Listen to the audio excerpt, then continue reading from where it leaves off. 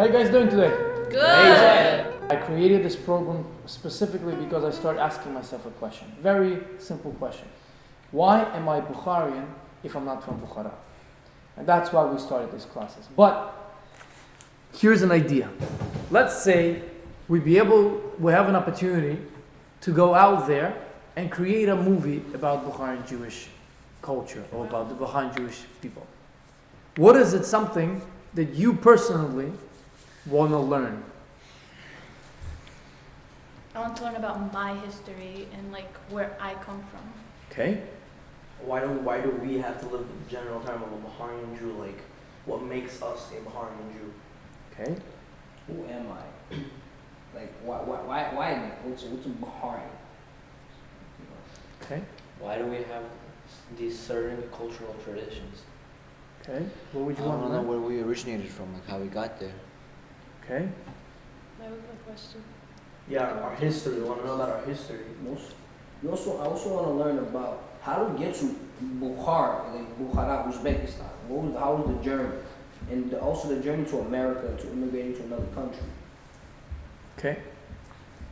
Yes. I want to know like how all this plov or like korokhan and then bakhsh, where did all that come from? I'll do what she So said. let me ask you a question. There's a lot of things that you guys definitely want to learn. Do you think other people know about who you are? Not No. very I little. highly doubt it. Very, very I little. highly doubt it. Especially in school. Yeah. Okay. No, many people know what Bukharians are. So how can we incorporate Still, something my like friend Lewis. how can we incorporate something like this into this movie? Yeah. We could go to like the city or Yeah, ask people who yeah, don't go to know. the city. Ask people like Americans, like random Americans. Ask them who are Bukharians. Because Like where? Like on Bryant I Park or guarantee 34th Street? none of them know what Bukharians are. You guarantee. Anyway. Yeah. Do you guys like that idea to go Yeah, I like like to that. Bryant Yeah. Park or like 34th Street and start asking questions?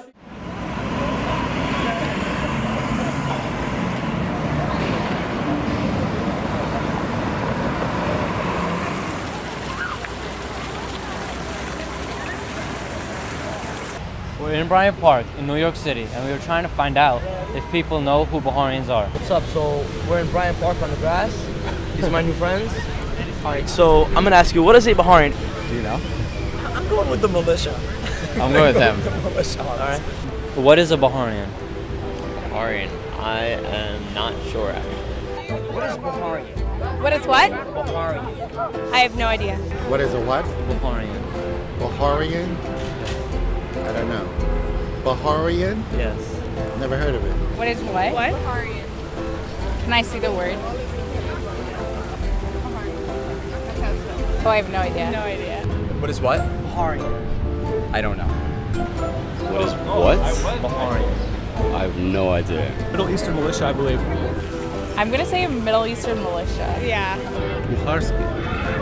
It's not. So when you first heard the word Bukharian, what did you think it was? Definitely a type of food. I didn't know. I thought it sounded something like it sounded like it was from the Middle East, but I'm not sure where. Я первый раз слышал это слово. Я подумал, что это люди, да. Definitely something from the other side of the world near Asia. What is the first thing I actually think of? Yes.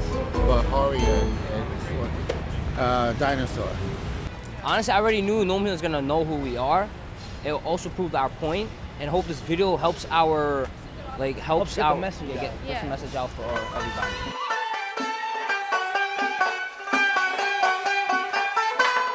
I became interested in studying Bukharian Jews right around 1991 when the Soviet Union broke up and there was massive migration of Soviet Jews into the United States. I was living at the time in New York. I was a graduate student, I was studying cultural anthropology, and I really wanted to find out about these, what I thought were Russian immigrants, really Soviet immigrants who were pouring into New York. This is the hub in the United States of where Bukharian Jewish immigrants have concentrated. And it turned out about 95% of my students were Bukharian Jews. At that time, I had no idea what that meant. And when I met my students, they did not look at all like the stereotypical Soviet Jewish caricature that I had grown up with during the Cold War. While I was in school, I was very involved with the American Jewish community with Hillel. I became a president of Hillel at Baruch College. First, I was vice president of a Russian club, then I became president of a Hillel. I was going to so many different trips was very involved in the American Jewish world, you could say. And then when I was starting to graduate my senior year, I started thinking, okay, I'm part of this American Jewish world, but I speak Russian, right? Maybe there's something for Russian Jewish community. What's out there? But I'm also Bukharian, right? My Jewish identity was, I was always proud to be Jew. But that whole thing, I started going through all of these things. So now I say, what's in the Bukharian Jewish community? I am a performer. I'm also a musicologist. I play the saxophone. I studied music all my life. And when I got to graduate school, I didn't know exactly what I wanted to study, but I was very interested in studying, working with a New York community. I was very interested in the diversity of Jewish life, different Jewish communities. And my advisor recommended to me that I consider working with the Bukharian Jewish community as my dissertation topic. Я работал учителем математики в школе. После, когда многие евреи уехали в Израиль, президент синагоги города Шанбе попросил, чтобы вы можете читать Тору. Знаете, за это мы будем учить вас, будете вы шохетом, рабаем в Шанбе. В Канзе, где я жил раньше, я преподавал в институте, имел ученую степень кандидата наук, доцент. В Америке я использовал свой опыт и написал несколько книг по бухарской еврейской истории. I was born in Tashkent, Uzbekistan, but my mother was born in Bukhara, and my father's side, Panshambe, not far from Samarkand. So Bukhara and Samarkand there. Even though a lot of people, a lot of newspapers or articles have been written in the United States, you could see that they're talking about a young immigrant community, and that would be us, Bukharian Jews. And young meaning we're young here in America, we've only been here for 25 years. But it doesn't mean that we're a new community. Our community goes back all the way to 2,500 years. Jews have been living in Central Asia. Historians estimate probably for about 2,000 years. When the Babylonians conquered the land of Israel, Jews were exiled. Many moved westward across the Mediterranean, across North Africa and Europe. But a group moved eastward, probably along trade routes, and ended up in Iran, in Afghanistan, in what's today Uzbekistan and Tajikistan, in India. And Jews who today call themselves Bukharian Jews are among that group. The destruction of the first temple, 586.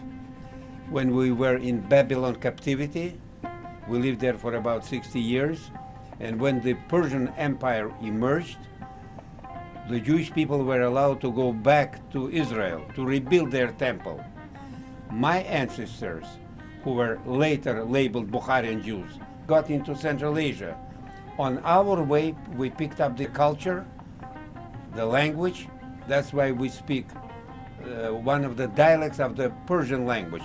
But in synagogues, when we pray, we use only Hebrew. Но кроме этого, по этой дороге везли другие продукты, материалы, товары, различные идеи. И также перемещались люди. И потихоньку, постепенно люди попали и в Центральную Азию. So Jews lived as a minority population amongst their Muslim neighbors for much of their history. And for most of their history, they lived peacefully with their Muslim neighbors and they prospered.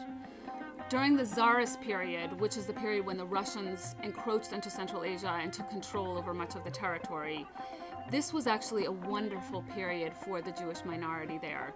Jews were given special trading rights. There were new forms of communication systems set up, the telegraph, railroads, and Jews took advantage of it and were able to travel east and also west to Europe and also do pilgrimage to Palestine, to pre-state Israel. And during this time, a wealthy merchant class emerged. People became very well-traveled, cosmopolitan, multilingual. I have a very interesting dictionary that was published in 1907, around this time, that was a dictionary published for this community. it's a dictionary of 6 languages. And that just gives an indication of the reasons why people were using the dictionary and how well-traveled they were. And this period is really considered by many the golden age of Bukharian Jewish history. So that's the Tsarist period. And then the Soviet period, of course, the boundaries were closed. All the ability to travel was shut down. People who had left Central Asia were now stuck. Families got stuck. Maybe they had traveled to Israel, pre-state Israel, on pilgrimage and they got stuck there. They weren't able to return. And by the same token, Jews who had been moving back and forth, who might have even had homes in Jerusalem, were now stuck in Central Asia. And this time period, like for religious groups all over the former Soviet Union, meant a lot of difficulty in being able to keep their traditions and their practices. It so happens that the Soviets didn't quite know what they were doing in Central Asia. Central Asia was very far from the seat of Soviet power. And the Jews, like the Muslims, were able to take their religious lives underground. So even though most of the synagogues and Jewish schools were shut down, because the community was so strong, and because there was a way to practice their Jewish lives outside of the institutional framework, the Jews, like the Muslims, managed to hold on to their many of their religious traditions and practices. And the Jews in particular held on to a very strong sense of who they were as Jews, despite the fact that they were under Soviet rule. What I know is in 1940, a lot of schools, most of the schools that were been teaching a Bukharian language were closed. Well, I'll tell you one thing. There were some cases when they wanted to convert us to be Muslim. But we, in general, it was not, the area was not so much anti-Semitic as it is in Europe, Ukraine, Belarus, in Poland, in Russia. Первый период, значит, руководители ислама, они говорили: окей, живите по своей Торе, но мы накладываем на вас 21 запрет. Значит, евреи должны были платить налог, который назывался харадж. Это основной налог. И второй налог – это подушная подать джизия, выкуп за то, что они сохранили ему жизнь. So having lived in Central Asia for so many generations, the Jews were influenced both by the local culture, and by that I mean they were living for much of their history there as a Jewish minority amongst a Muslim majority. It was a Turco-Persian area, and much of their culture today resembles in many ways the Muslim Turco-Persian and then later Soviet influences that had an effect on the way they practice their Judaism, on their culture, on their traditions, on their general dispositions.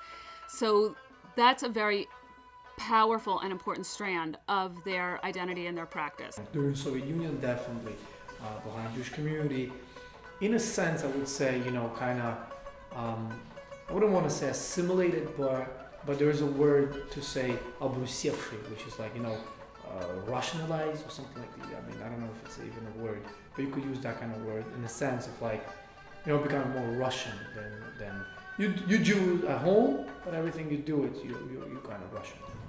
Because of the Soviet communist system. By the way, why we were with good relationship with Uzbeks and Tajik people, we had common enemy.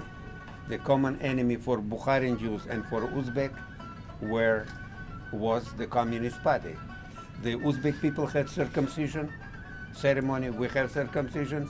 They want to go to the mosque to pray, we want to go to synagogue. We were not allowed. So actually, Uzbek people, they didn't care whether we went to synagogue or we prayed. This Communist Party, we were aware. Когда был Советский Союз, коммунистический строй, трудно было, не давали синагогу открывать. В Душанбе всего был один синагога. Все ходили в эту синагогу. Bukharan Jews fit into a kind of strange category because they're not Ashkenazi Jews who are from Eastern Europe. Historically, Ashkenazi Jews are from Europe and then Eastern Europe.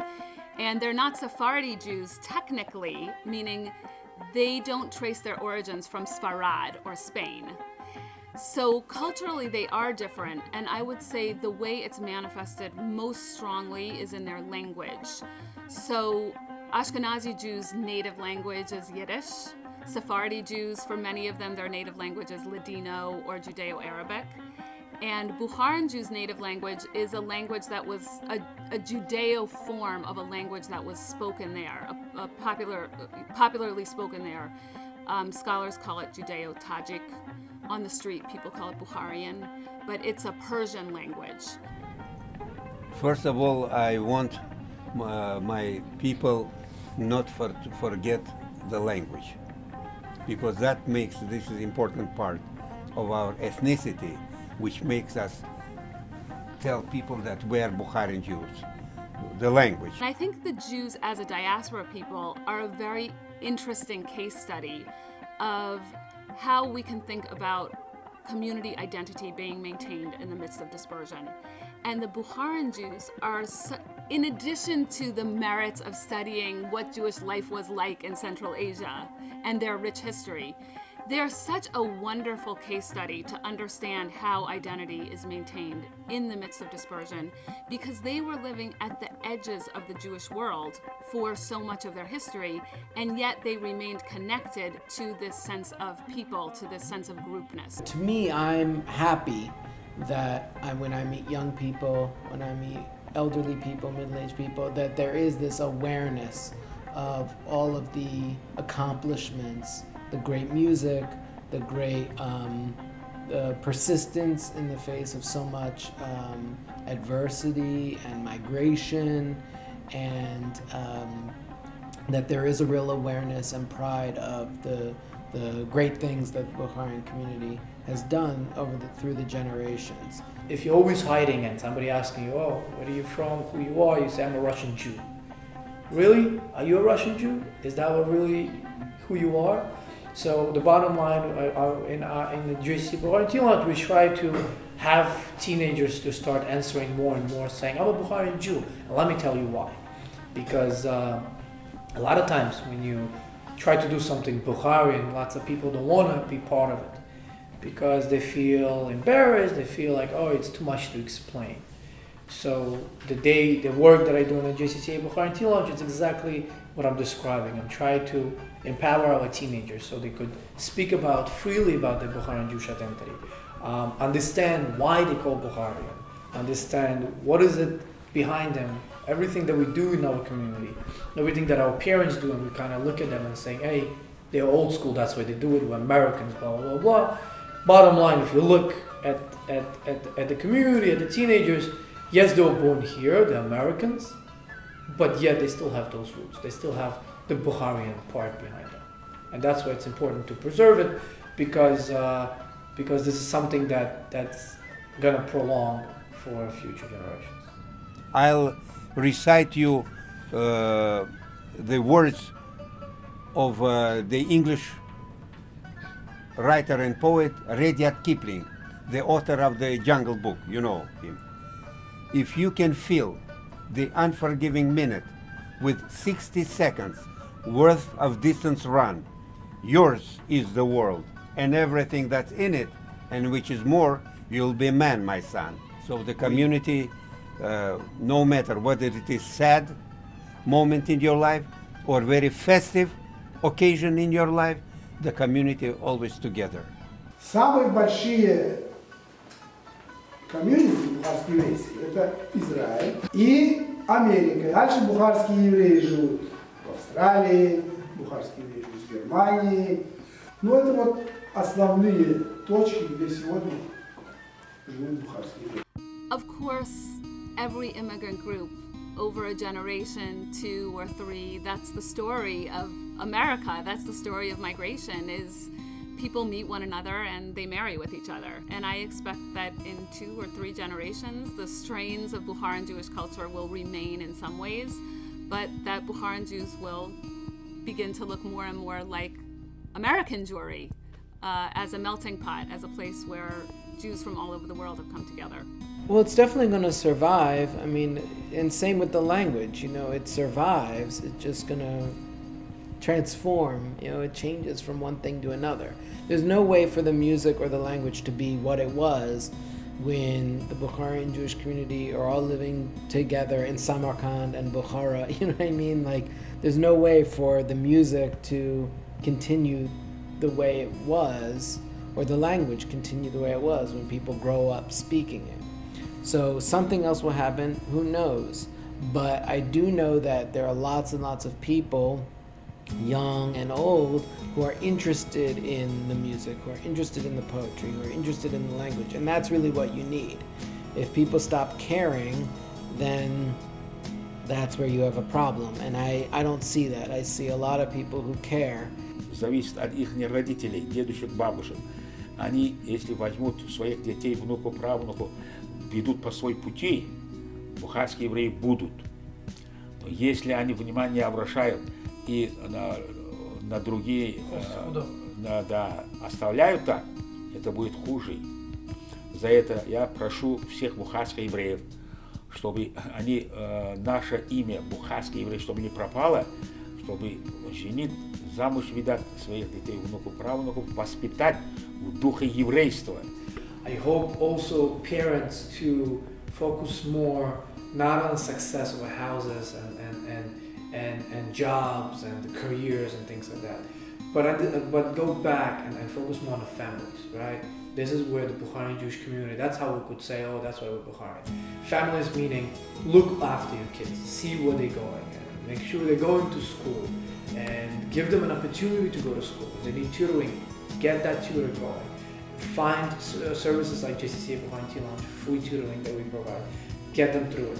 Invest not in your houses, invest not in your workforces, but invest in your kids, invest in your future. Not everybody has that sense of pride or awareness of their own heritage. I think in the case of Bukharian Jews, also being a minority Jewish community, so it's enough. Jews are proud of the accomplishments of Jewish people and are aware of it in the scheme of world populations. The Jewish population is very small, but then even within that case of the Jewish population, Bukharian Jews are just a very small minority within that population.